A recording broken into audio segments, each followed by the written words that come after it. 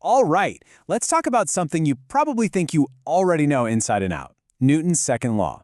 But today, we're giving it a major upgrade. We're going to see how this one concept perfectly shows the huge leap in thinking you need to make for A-level physics. Trust me, this isn't just about learning a new formula. It's about seeing the physics of motion in a whole new way.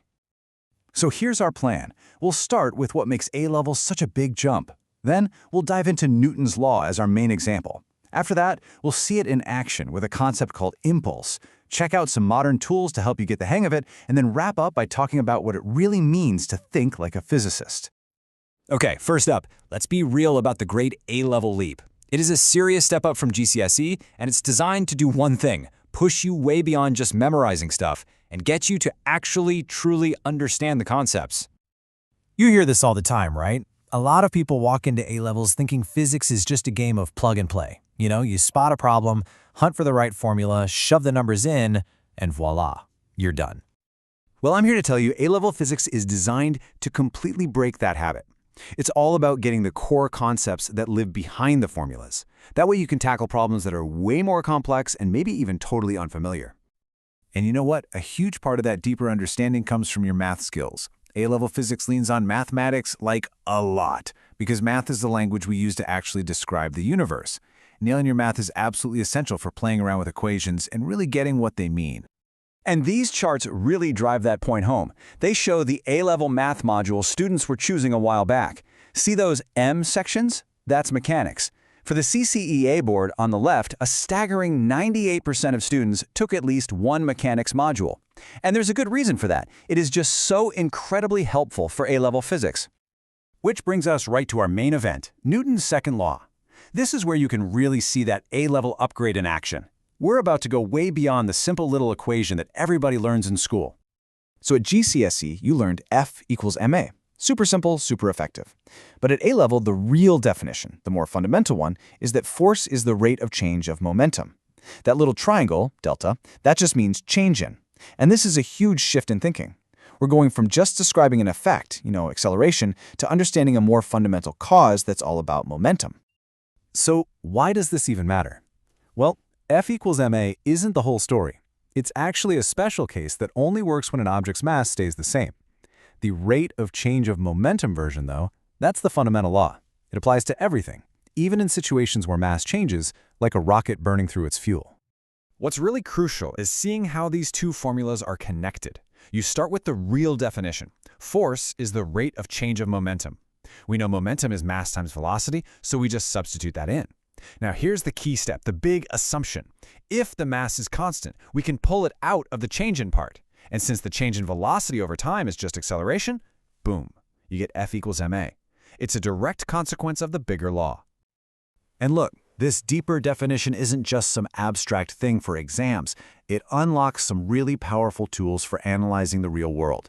And one of the most important of these is the idea of impulse. All we have to do is rearrange that fundamental force equation a little bit, and we get this beautiful relationship. Force multiplied by the time it acts for is equal to the change in momentum. And we give that first part, F times delta t, a special name, impulse. It is absolutely essential for understanding anything that involves a collision. And this is where it gets incredibly practical. Just think about car safety features. In a crash, you have to go from moving fast to a dead stop. Your change in momentum is fixed. What airbags and crumple zones do is they brilliantly increase the time it takes for that change to happen. And if you increase the time, you dramatically decrease the force that the passenger feels. It's simple physics that literally saves lives. Now, when it comes to your exams, you're not always going to be dealing with nice, constant forces. You'll have to analyze situations where the force changes over time. Think about a tennis racket hitting a ball. For those moments, force time graphs are your best friend. And here is the absolute key rule you need to remember. The area under a force time graph is equal to the impulse. And what's impulse? It's the total change in momentum. So even if a force spikes up and then drops back down, you can figure out its total effect just by calculating the area under that curve. This level of thinking, this conceptual understanding, is exactly what the examiners are looking for. Now, this question here isn't about momentum, but look at the kind of answer it requires. It demands a detailed explanation linking all these different ideas together. It's not good enough to just write down a formula. You have to explain the principles of how and why it works.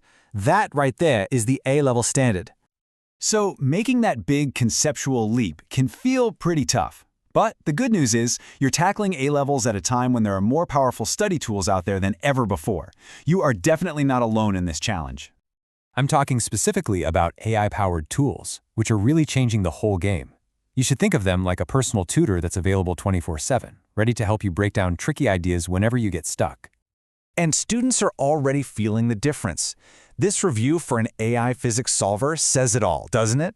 This AI physics solver is a total lifesaver. It even explains the concepts in a way that clicks. I mean, that's the goal, isn't it? That aha moment when it all finally clicks into place. And there's a tool for pretty much every part of the study grind.